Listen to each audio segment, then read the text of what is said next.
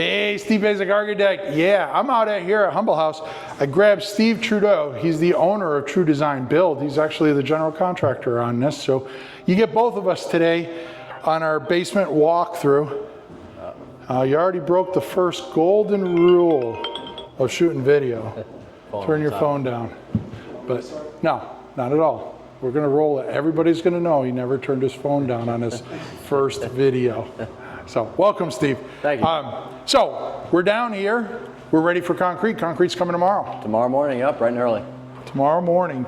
And we have 2 inches of subterra underneath our feet. Correct. Continuous. Yep. Right. And then we have on top of that, this is the Stego 15 mil. 15 mil, yep. And then wrap that up the side. It's basically a poly. Now, this is an interesting detail because I've seen this done a whole bunch of different ways. And even Stevos, my son who's running the camera, he says, why did they put this on top? Because a lot of guys I see, they'll make this 2 inches longer and they'll stick it down and they'll use the bottom to hold it, and then they turn the Stego up to the inside face. You opted to put that up, and is this adhered, or is that, how is that attached to the wall? We just shot it with a ram set with Okay, a washer. so you have some, I see that. You can see right there's one there. So just a couple places, just enough to hold it in place. Now, the argument about all of this is the concrete guys, some of them are prima donnas about, well, you don't give me anything I can snap a line to.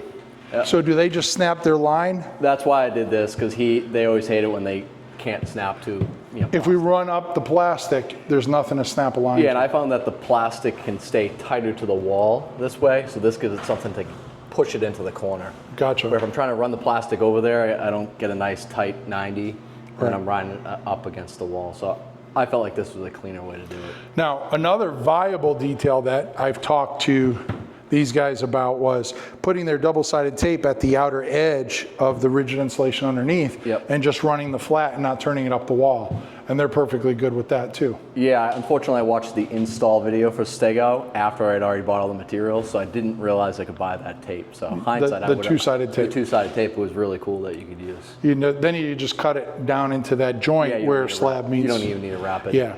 I think this is good. I mean, if you ever have a leak between the footing and the wall, I mean, that water's kind of, it gives you a little bit of a secondary barrier. Yeah, and I mean, we're going to come down here with closed cell, so that'll connect over the top of this. I think it's a little bit more continuous that way. Yes, exactly. Now, this is a little taller than the 4 inches. I'm assuming that was intentional. Yeah, again, to snap the line. I mean, I could have probably gone like 5 or 6 inches, but I wanted to give him something he could snap his line to. Right, so by making that, and then so the slab will stop somewhere down in here, that'll poke up, but we're holding our framed wall off 2 inches anyway. And doing 2 inches of. And then 2 inches of closed cell up against the wall there. So over here, I see you did a beautiful job. We're rough plumbed in. Now, it's funny because you and I both know, homeowner says, well, do you think maybe we can just rough plumb it?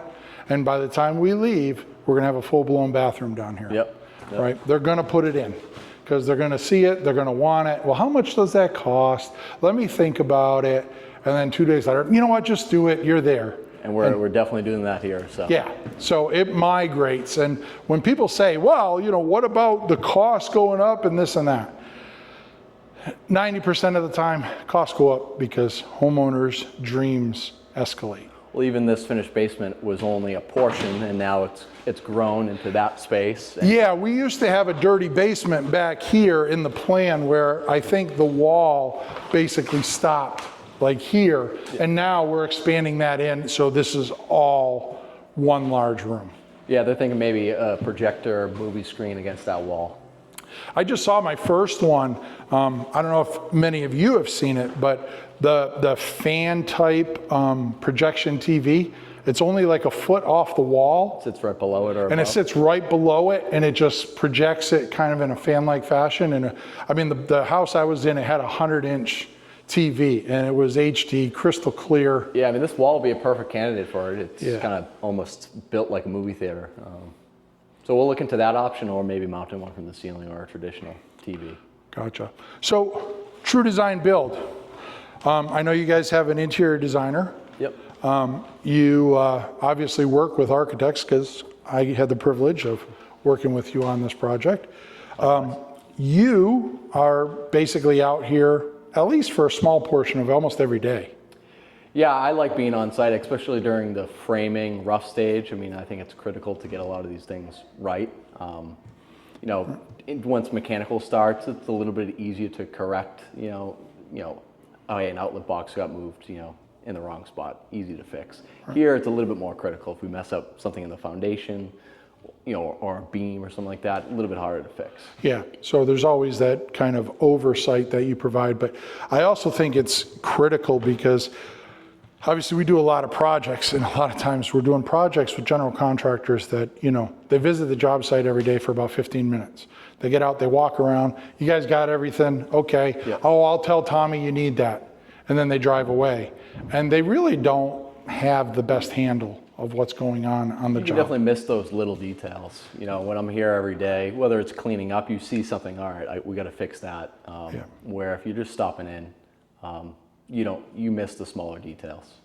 Yeah, and so, having you here, just there's an absence of those things happening there. And I think personally, by the fact that you're here, the framers, everybody, and it's not that they would do a worse job, but it's like anything. If the boss is in the office, people are just doing a little better work. Yep. Then the boss leaves, it's like all of a sudden that little 5 minutes on my phone turns into 15, and just a whole bunch of things kind of escalate, not in favor of the project. No, I mean, they make assumptions sometimes. Instead of picking up the phone, they'll make an assumption where if I'm here, they can just ask me.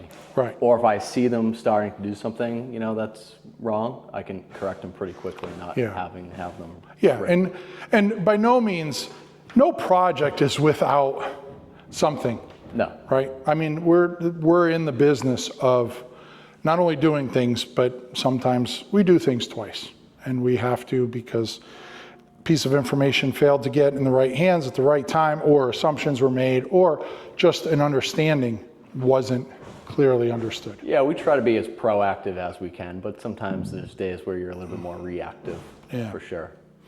All right. So concrete comes tomorrow. Tomorrow morning, yeah. So quick question. I mean, we have the stairwell and we have the back. So they're just going to probably drop a hose down in here, pump it? Yeah, they'll run a line pump either through the bulkhead or right through the stairs. Maybe we'll pop out the window there. Okay. And I'm assuming they'll start back here in this corner and work their way out. And then they'll usually come back the next morning, saw cut. We're going to use a fiber mesh in the concrete. So we're not doing a welded wire fabric or anything inside? No, we think, again, we have an expansion joint basically with the insulation around the whole perimeter. Yeah. We provide the saw cuts and the fiber. We found that works really well. Yep, I agree. All right, well, there you have it. We're somewhere in the Northeast. Tru DesignBuild, if you're one of those homeowners out there and you're in the Boston area looking for a great builder, can't suggest much better than Steve, so give him a call. For those of you watching the video, if you're a subscriber, thank you. Thanks for joining in. Drop a comment. Let us know how we're doing. For those that aren't a subscriber, smash that subscribe button. Tell all your friends. I'm Steve Basic Architect. Until next time, long live our buildings.